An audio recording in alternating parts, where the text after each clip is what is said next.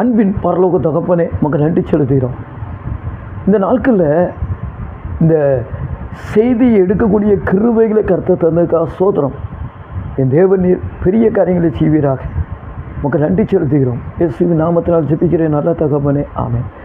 எந்த காலத்திலும் எந்த நேரத்திலும் நன்றியால் உம்மை நான் துதிப்பேன். இயேசுவே உம்மை நான் துதிப்பேன் துதிப்பேன், எந்த நிலையிலும் துதிப்பேன். இயேசுவே உம்மை நான் துதிப்பேன் துதிப்பேன், எந்த வேளையிலும் துதிப்பேன். இந்த நாட்களில் கூட கர்த்தர் பேச போகிற ஒரு வார்த்தையை குறித்து நான் உங்களோடு பேச போகிறேன். யோவான் 2ஆம் அதிகாரம் 10வது வசனம் சொல்லுகிறது, முந்தின திராட்சை ரசத்தை பார்க்கிலும் பிந்தின திராட்சை ரசம் ருசி உள்ளதாய் இருந்தது என்று சொல்லப்பட்டிருக்கிறது. அந்த முந்தின திராட்சை ரசத்தை கொடுத்தது ஒரு மனிதன், அதில் ருசி இல்லை. இன்றைக்கி மனிதனால் ஏற்படுத்தப்பட்ட வாழ்க்கையில் தான் இன்றைக்கி ஒவ்வொருத்தரும் இன்றைக்கி வாழ்ந்து கொண்டே இருக்கிறோம். அந்த மனிதனால் ஏற்பட்ட வாழ்க்கையில் கர்த்தருடைய கிருபை இருக்காது.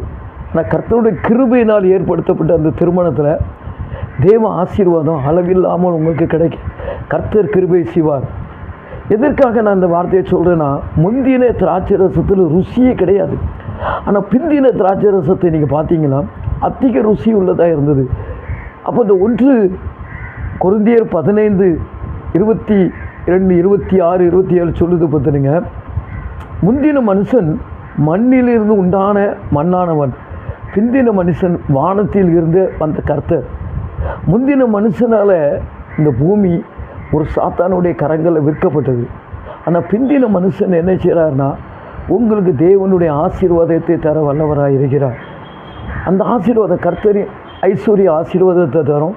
அதில் வேதனை இல்லைன்ட்டு நீதிமொழிகள் 10ஆம் அதிகாரம் 22வது வசனம் சொல்லுது.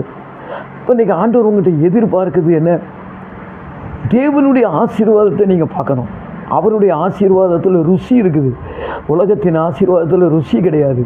கர்த்தர் நல்லவர் என்பதை ருசித்து பாருங்கள். கர்த்தர் மேல் நம்பிக்கை வைக்கிற மனுஷன்தான் பாக்கியவான் சங்கீதம் 32:8 சொல்லுது. அப்போ இன்றைக்கி ருசி உள்ள காரியத்தை நீங்கள் பார்க்குறதுக்கு வழி இல்லை. தேவனிடத்துலேருந்து வரும்போது தான் அந்த வாழ்க்கை மிகவும் மகிழ்ச்சியான ஒரு வாழ்க்கையாக மாறுது. உலகத்தில் இருக்கும்போது அந்த வாழ்க்கை மகிழ்ச்சி கிடையவே கிடையாது. அதான் உலகத்தின் ஆசீர்வாதம் நிரந்தரம் கிடையாது. கர்த்தருடைய ஆசீர்வாதம் தான் நிரந்தரமான ஒரு ஆசீர்வாதம். முந்தின திராட்சை ரசம் அதில் ருசி கிடையாது. பிந்தின திராட்சை ரசத்தில் என்ன இருக்குது? ருசி இருக்குது. முந்தின வாழ்க்கை மண்ணிலிருந்து வந்த ஒரு ஆதாமினுடைய வாழ்க்கை. பிந்தின வாழ்க்கை பரலோகத்திலிருந்து கர்த்தருடைய வாழ்க்கை. இதை கர்த்தர் விரும்புகிறார். நீங்கள் விரும்புகிறத செய்யுங்க. நிச்சயமாக உங்கள் வாழ்க்கை முந்தின நாட்களை பார்க்காதீங்க. ஆரம்பம் அற்பம், முடிவு சம்பூர்ணம். ஆரம்ப நாட்களில் உங்கள் வாழ்க்கை வெறுமையாக இருந்தது. கர்த்தர் செழிப்பாய் மாற்ற சித்தம் கொண்டிருக்கிறார். கர்த்தர் தாமே இந்த வார்த்தையின் மூலமாக உங்களை பலப்படுத்தி அவருடைய வருகைக்கு ஆயத்தப்படுத்துவாராக. ஆமென்.